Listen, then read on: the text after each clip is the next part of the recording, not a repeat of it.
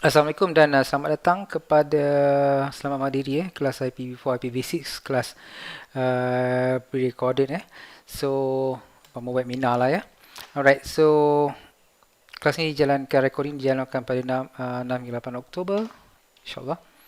Dan kita terus masuk ya. Okey, matlamat kelas ni dah untuk memberi pengenalan yang kepada supaya intro dan juga supaya intermediate kepada mereka yang ingin cuba-cuba masuk dalam bidang networking computer networking.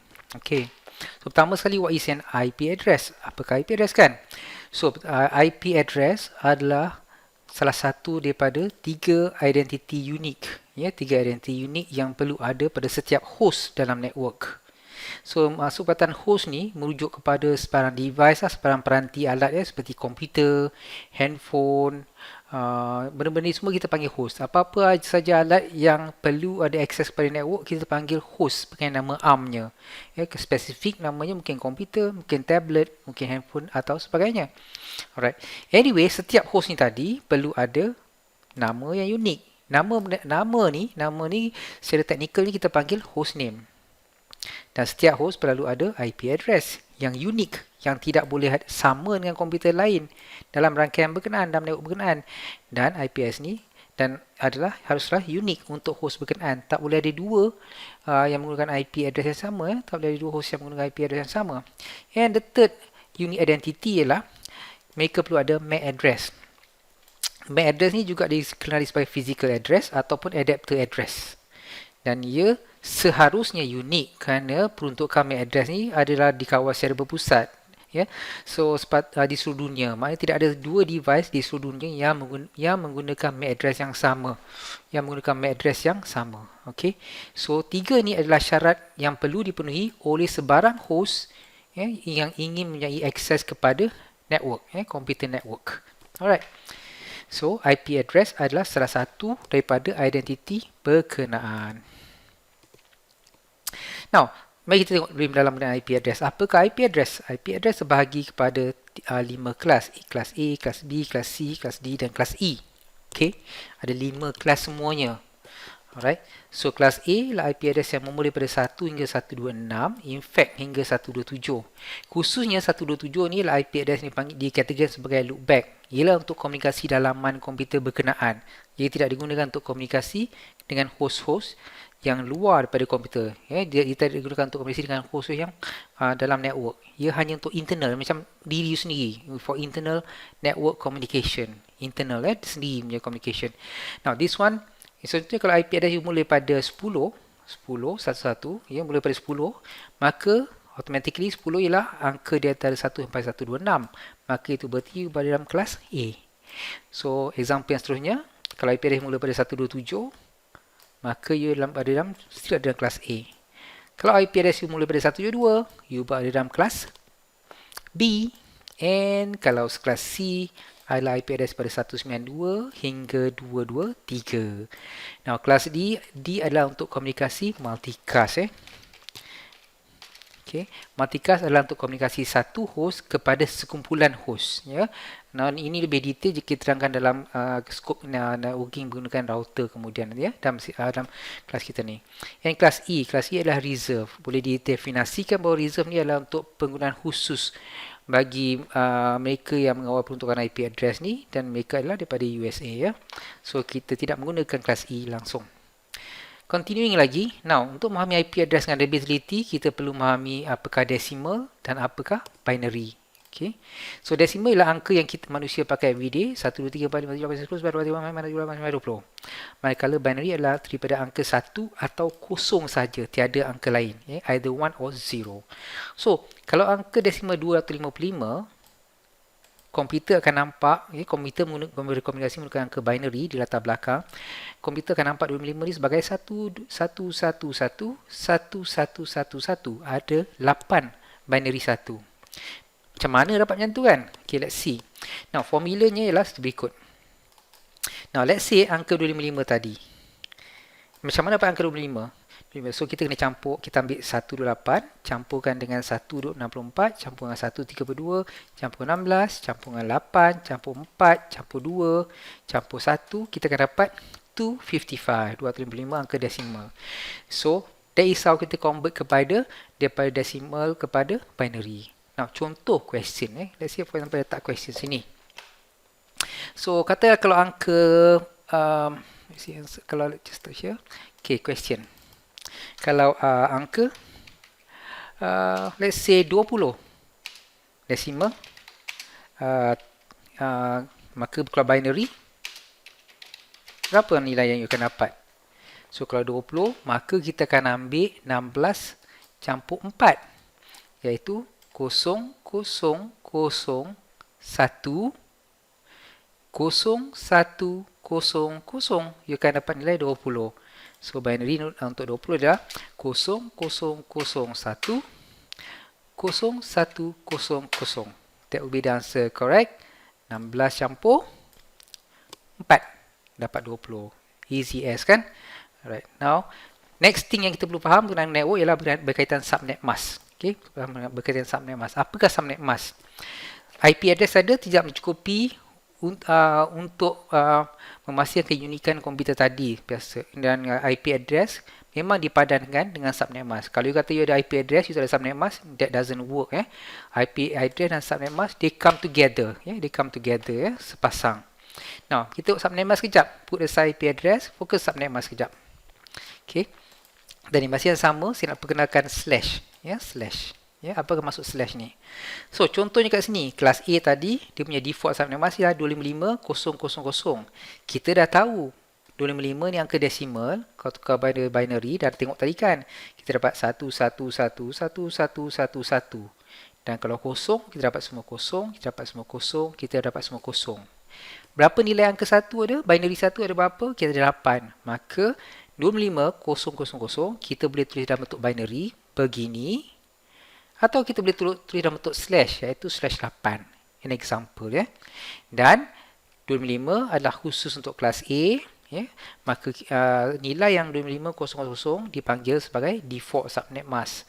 Adakah subnet mask yang bukan default? Ada, akan diterangkan kemudian nanti. So, same goes like this. Ini bukan default subnet mask. 255.128.0.0. Macam ni kita dapat 18. Kita dapat angka binary 1 ni. 1 ni merujuk pada 128. 1, 0, 0, 0, 0, 0, 0, 0. 1 ni, bagi tu kat atas sekejap. 1. 1, 0, 0, 0, 0, 0, 0, 0, 0. Okay. So, that's how you get 255.128.0.0. Jadi, nilai subnet mask boleh terdiri pada 18, boleh terdiri 192, boleh terdiri 24, 240, 248, 252, 254. Boleh tak subnet mask terdiri pada angka 10? Tak boleh.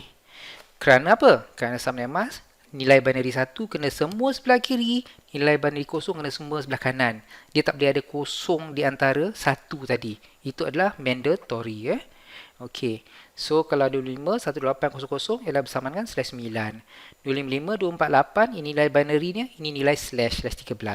Example. Mari kita tengok example yang lebih realistik yang diguna pakai. So, biasanya yang banyak pakai dalam kerja-kerja harian atau real life industry punya knowledge, application, kita akan pakai nilai subnet mask yang jatuh di atas, yang jatuh daripada nilai 255, 255, 255, 2520 dan ke bawah. Yang nilai atas ni ke atas amat jarang digunakan. Namun bukan tak boleh, boleh.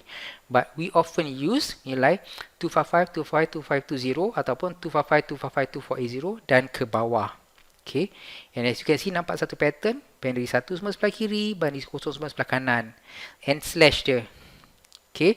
Kalau slash 24, itu berarti 255, 255, 255, 0. Slash 24 adalah kategori default subnet mask.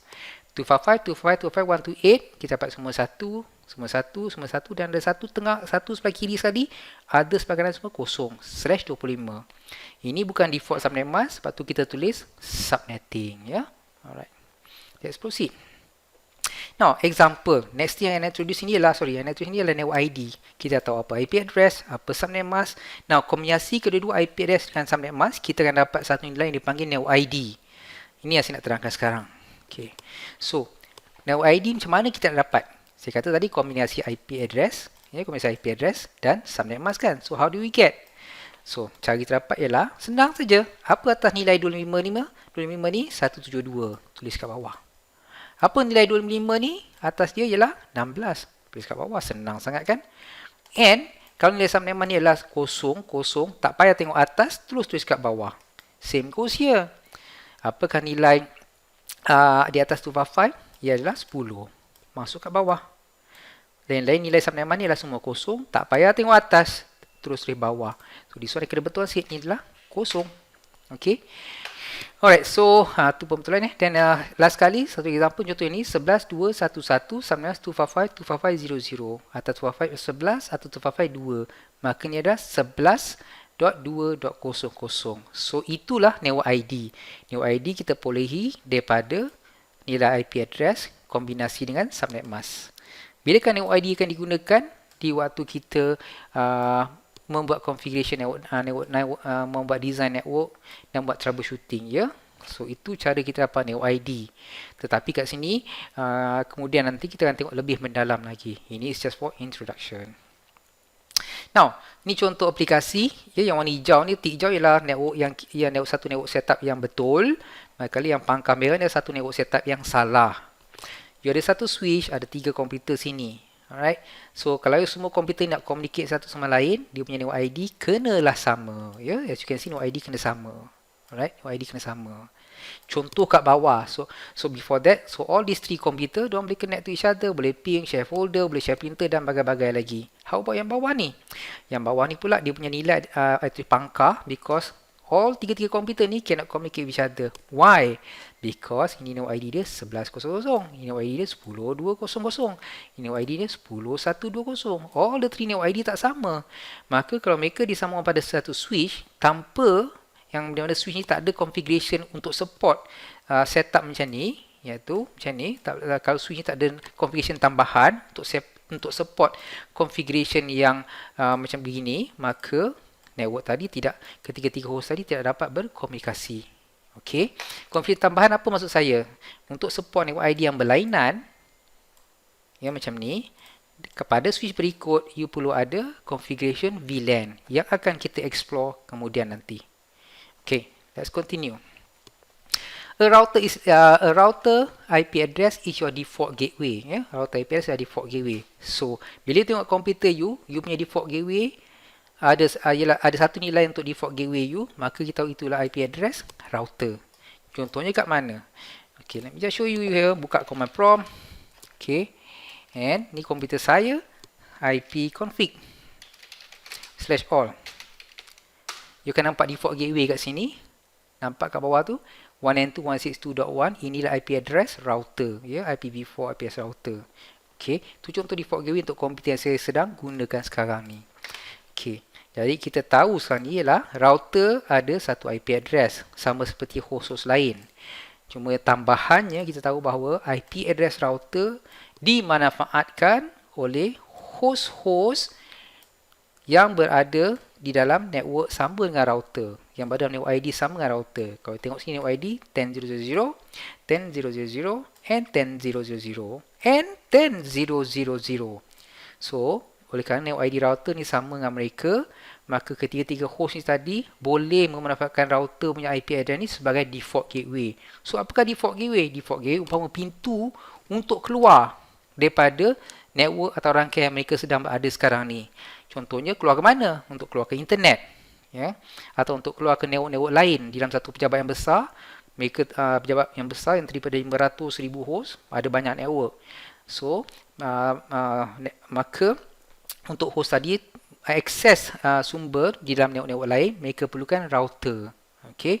So dalam satu network ada terhad berapa jumlah host berada dalam satu network. Umpama macam kita lah, dalam setiap satu lokasi tu kita ada had berapa banyak kita boleh masuk dalam satu rumah atau dalam satu dia. Okey, jika di rumah you punya router ni ialah sering dikenali sebagai router access point, ya, dan router ataupun access point, ya, you punya AP access point panggil AP yang ada area 2 3 tu. Tu kita panggil dia mempunyai ciri router juga. So router ni bentuk dia macam ada yang 4 segi besar, 4 segi kecil, ada yang ada antena wireless, ada yang tak ada antena wireless. Okey, so dia datang dalam macam-macam shape. Anyway, macam shape, walaupun shape dia datang, fungsinya adalah tetap sama. Ya, router ni berfungsi sebagai gateway, iaitu pintu keluar Untuk semua komputer-komputer ni, tiga-tiga ni kalau nak akses internet kat belakang ni, kalau nak akses, mereka kena lalui router. Okay. Tak ada router, mereka terperangkap. Umpama kalau tak ada router, orang-orang yang duduk dalam bilik, tak ada pintu nak keluar. Maka mereka tak boleh akses internet, tak boleh pergi mana-mana, mereka terpenjara. Oleh itu, seperti orang juga, komputer pun tak suka dipenjara. Mereka pun nak keluar ke internet, jalan-jalan, pergi sana, pergi Facebook, dan berbagai tempat. And untuk tujuan itu, that's why lah, router diperkenalkan kerana IP address router perlu untuk setiap host masukkan dalam default gateway mereka supaya mereka boleh keluar daripada network diorang dan akses network-network lain, ya. So di pejabat yang besar, router ni adalah satu device yang 4 segi, lebih kurang lebih dari 1 kaki lah, apa dia punya lebar 1 kaki setengah kaki, lebih kurang macam tu saiznya, dan harganya boleh berkos sampai beribu-ribu ringgit. Maka ada router kat rumah boleh kos dalam RM100. In fact sekarang pun ada router kat rumah, router dan wireless yang kosnya hingga RM1,200 atau lebih, ya. Let's carry on. Now, a router can have 2 or more IP address. So, router boleh ada 2, boleh ada 1 IP, 2 IP. In fact, berpuluh IP pun boleh, bergantung pada kemampuan pemprosesan router tadi. Router pun ada dia punya kemampuan pemprosesan dia. Kalau dia nak support pengguna sampai 5,000 orang, of course dia akan ada prosesor yang tinggi. Maka, dia juga akan ada banyak IP address kat dalamnya. Dekat gini kita tengok skop router yang sederhana, iaitu router ni ada 2 saja IP address. Dan setiap satu IP address diaktifkan atau dikonfigurasikan ke atas setiap port dia. Port router ada nama, biasanya kita pakai FA0/1 atau FA0/0. Yang baru sekali, router yang terbaru, kita pakai G0/1 dan G0/0. Okay. So, ini umpama network card pada PC. So, setiap network card perlu ada IP address, perlu ada subnet mask, dan of course, kombinasi kedua-duanya kita akan perolehi network ID. Now, if you notice here, network ID di setiap interface router memang mandatory, tak boleh sama. Kalau router ni ada 2 network card, 2 port, maka network ID kedua-duanya tak boleh sama. Kalau lah ini network ID 2100 dan ini 2100, router akan tendang configuration berikut, dia tak akan benarkan benda tu diaktifkan.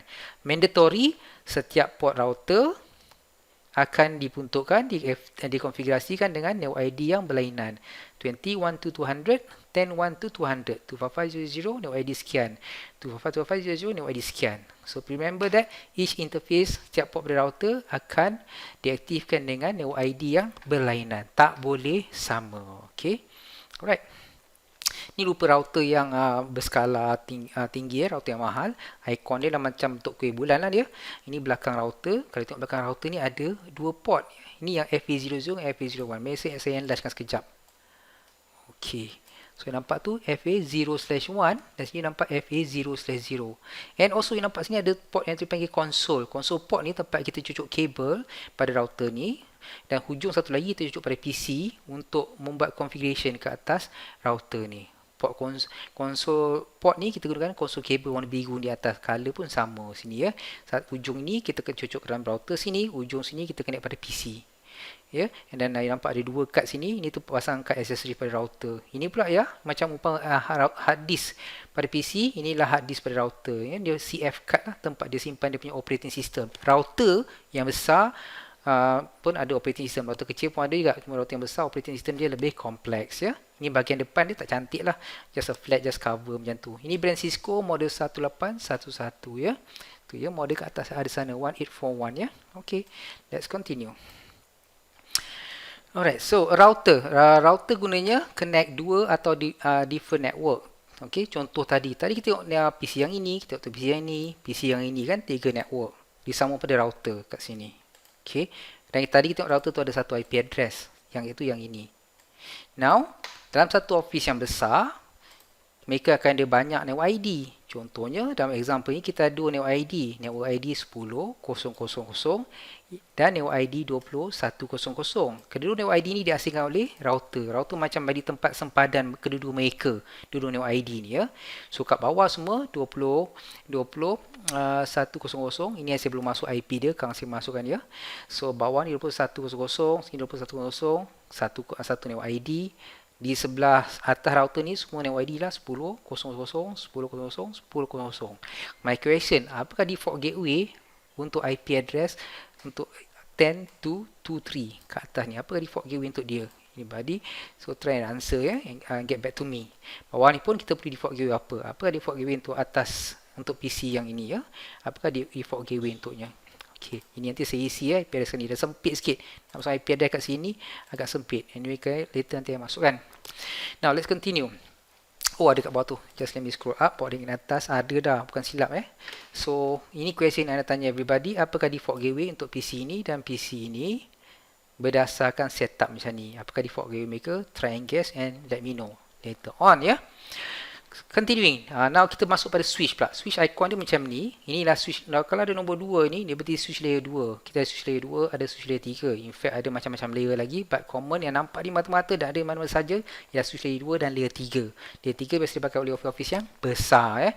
So, daripada segi rupa, layer 2 dan layer 3 ni tak nampak sangat bezanya ya. Walaupun layer 3 ada yang lagi besar. Commonly layer 3 size dia sama dengan layer 2 nya switch. Apa beza layer-layer ni? Kita tengok sekejap lagi. Let's scroll down. So, mari tengok switch pula ni. A switch ada 6 port atau lebih, sometimes 24 port sampai 48, sometimes 64, banyak port bergantung pada dia punya keperluan di lokasi berkenaan ya. So paling besar 64 pun saya pernah tengok ya. Now, setiap port pada switch akan ada diperuntukkan nombor port, contohnya FA0/1. Now take note, switch tak ada FA0/0. Dia ada FA0/1, FA0/2 untuk port nombor 2, FA0/3 untuk port nombor 3 ya. Itu ialah peruntukan nama untuk setiap port pada switch. In this case of course tak ada switch yang ada 3 port because lukisan ni tak muat, saya put sampai 3. By right patut sampai 6 port Nanti saya lukis besar sikit lah kemudian ya. So anyway, kita ada port nombor 1 dikenali sebagai FA0/1, port nombor 2 dikenali sebagai FA0/2. Saya kena betulkan situ. And port number 3 FA0/3. Okay, so switch ada 6 port, 8 port, 12 port pun ada, 16 port pun ada, and so on ya. So alright, let's continue. Now, ada 3 kategori switch ya yang saya nak terangkan sini. Di type of switch, kita ada switch manageable layer 2 yang boleh kita buat configuration. Dia ada operating system, ada RAM ya, ada processor macam PC juga, cuma kita tak nampak di belakang. Kita switch layer 3, dia ada semua features dalam layer 2. Tambahan daripada itu, dia ada features router ataupun kita panggil routing. Routing itu same thing refer to the same thing ya. Now, kita ada juga non-manageable switch. Non-manageable switch adalah switch yang paling murah sekali ya, iaitu switch yang harga contohnya 200, 300, 400 ringgit, itu non-manageable switch dan tak ada apa configuration boleh buat. You cocok PC terus pakai. Ya, non-configurable. Switch yang layer 2 yang boleh configure ni, layer 3 yang boleh configure. Ini biasa non-manageable pun ialah layer 2 Just tambah ya. Non-manageable layer 2 layer 2. Now, switch layer 2 atau layer 3 yang boleh configure ni semua, yang boleh manageable, yang ada operating system yang boleh configure ni semua, harganya biasa bermula pada 600, 700, 800 sampai ke 20,000, 30,000 harganya. Bergantung pada apa features yang dia ada. Alright, so dalam kita punya lab hari ni, kita akan letak nombor 2, merujuk pada switch layer 2. Kita letak nombor 3, berarti switch layer 3 ya. So, switch layer 2, dia ada console port. Switch layer 3, saya buat kotak warna hitam ni. Switch layer 3 pun ada console port. Okay. Console port tu sebab kita cocok tadi, wire warna biru tadi, yang macam router tadi ya. So, switch macam router juga ada console port. Keduanya ada console port untuk kita access dan kita set up switch atau router tadi. And switch manageable switch ada operating system. Perlu diperuntukkan IP address terbaik ya, diberikan IP address supaya dia ada identity ya, kita boleh bagi nama juga, dan dia ada MAC address dia yang telah dimasukkan daripada awal oleh penghilang, and dia ada capability untuk buat VLAN switch layer 2, and of course dia lebih powerful dari switch yang murah ni yang tak boleh manage. Switch layer 3 dia ada semua features yang ada pada layer 2, semua features yang ada kat sini, alright, semua features berserta kelebihannya dia ada router, dan of course dia lebih, switch layer 3 lebih more powerful, layer 3 more powerful dari layer 2. Let's continue. So how to connect to a switch to a router? Now you boleh kita perlu ada console port pada switch atau router tadi, and kita perlu ada console cable. Satu hujung RJ45 masuk pada switch atau router, satu hujung sama ada serial dan boleh terus connect pada PC yang ada serial port kat belakang dia 9 pin. Anyway, kabel yang terbaru dia pakai USB. Dia ada serial kabel hujung tu yang diintegrasi dengan USB. So kalau you punya PC atau notebook tak ada serial port kat belakang yang 9 pin tu, you ada USB port, you beli RJ45 to USB serial nanti kita tengoklah, ini ini bukan nanti you boleh tengok, just Google for console port RJ45 and USB you akan nampak console cable Okay, of course you perlu application. Application kita pakai ni yang paling basic, simple, standalone, tak payah install dan cepat ialah Hyperterminal. Ya. So semua ni adalah mandatory kena ada untuk kita console connection kepada switch dan router untuk kita configure device-device ni. Kat sini ada YouTube punya link, you all boleh access YouTube punya link untuk tengok macam mana saya connectkan console cable kepada switch atau router. In this video, saya akan connect console cable ni kepada router, ya, pada router. Scroll down. Now, okay, kat sini kita akan membuat configuration pada switch. Configuration dengan switch dan router lebih kurang sama je, ya. So kita akan switch dulu, start switch dulu. Alright. Beberapa command saya akan introduce kat sini, tak banyak, paling kuat pun lebih kurang 12 command macam tu je untuk kita completekan task kita, kelas kita. Okay? Alright. So pertama sekali untuk bagi nama pada switch, ya, bentukkan nama pada dia, kita type enable. Enable ni untuk access sebagai administrator. Configure terminal ni you akan masuk satu prompt. Notice tak, prompt dia bertukar. Ini ialah switch arrow, inilah switch hash. Bila type configure terminal, dia akan tulis dalam bracket ada perkataan config. So notice bila type certain command, dia punya prompt tadi berubah. Okay, configure terminal akan mengizinkan you atau membawa you kepada access kepada command untuk memperuntukkan nama pada switch. In this case, saya type hostname switch. Maknanya switch ni akan tukar nama dia daripada switch kepada switch 01. As you can see kat bawah ni, nama dia telah ditukar. Kemudian untuk bagi IP address pada switch, ya, kita type interface VLAN 1. Interface VLAN 1 ni ada pada setiap switch yang manageable, tak boleh delete, tak boleh create, dia mandatory kena ada. Anyway, kalau you nak create VLAN 2, 3, 4, 5, 6 and so on, you can do that. Kemudian kita masukkan IP yang telah kita rancang atau kita telah plan untuk network berkenaan. No shut. No shut akan aktifkan configuration you. Jika kita tak type no shut, configuration you akan dia tidak akan aktif, ya. It will not be enabled. And then show running config, ya. Ini untuk tunjuk configuration yang sedang running, yang sedang aktif, ya. Apa yang telah you buat ni atas ni dia akan tunjuk, ya. Itu guna command show running config. And jangan lupa save configuration you. Kalau you tak save, nanti bila ada power failure of ini customer, configuration hilang and sistem network tadi down dah, dia akan dipanggil untuk solve problem tadi. Pada apa you lupa nak save configuration tadi. Continue. Ada command yang sering kita guna banyak dalam kelas ni ialah erase start untuk buang semua configuration pada switch untuk dia balik kepada configuration default dia, factory default configuration. Reload untuk reboot switch. And untuk buat VLAN 2, nak buat VLAN 3, type VLAN 3, nak buat VLAN 4, type VLAN 4. Dah buat VLAN, exit. Okay, untuk akses pada command seterusnya.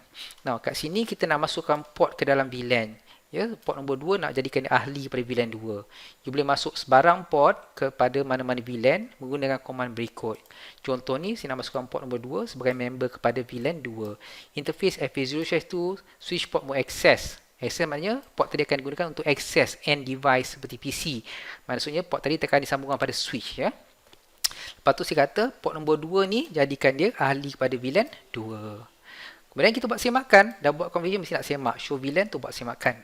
Seterusnya untuk sambungan switch kepada switch, kita biasa akan aktifkan configuration tersebut sebagai trunk port, ya. Kita akan tengok macam mana guna transport kemudian, ya. So untuk aktifkan port nombor 1 sebagai trunk port, anggap port nombor 1 pada switch A akan disambung pada port nombor 1 pada switch B, maka sambungan tadi perlu diaktifkan sebagai trunk port. Macam trunk road, ya. So jalan utama. So interface FA0/1 switch port mode trunk. Siap. Alright. Let's carry on. So default gateway pula, principal konsep default gateway. Default gateway dia punya konsepnya ialah IP address jiran, your neighbor punya IP address dijadikan you punya default gateway. That is how it goes, macam contoh tadi. Now let's see here. Alright. So router ni semua router, ada 4 router kat sini. And kita dah tahu setiap router satu network ID. Setiap interface router satu network ID. Setiap interface router satu network ID. Okey, laluannya ialah daripada kiri turun ke bawah, dan pergi ke atas, ya. Alright. Okey, now kita tengok sini, apakah default gateway bagi port yang ini? IP address ialah 20123. Default gateway adalah 20124. Default gateway dia adalah IP address router jiran dia yang menghadap dia, iaitu yang ini. Untuk akses kepada ke sebelah kanan, ya. Alright. Now, kalau you ada next router pula, IP address 30123. Dia punya default gateway ialah 254. Siapa punya IP address dia? Ni 254 ni 31224, siapa punya IP address? Jiran dia juga 312254. And untuk IP address router yang last kali ni 10125, default gateway dia apa? 110.122.54 IP address jiran. So your default gateway is your neighbor IP address yang facing kepada you. Okay, alright. Okay, then next topic kita pergi pada IPv6. Thank you.